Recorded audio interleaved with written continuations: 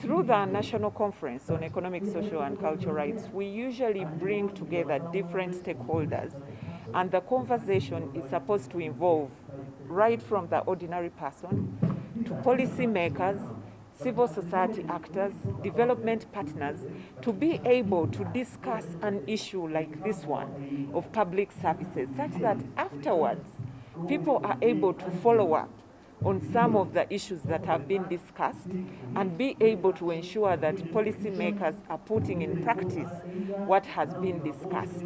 Because for long, we have been seeing a decline in the quality of public services that we have in the country.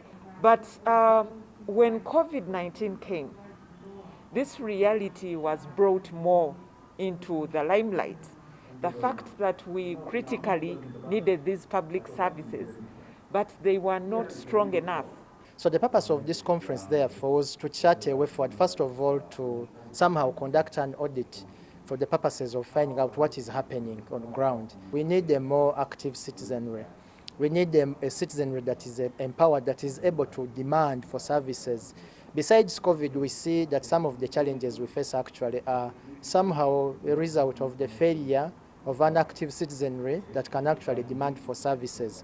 We have elected leaders who don't deliver.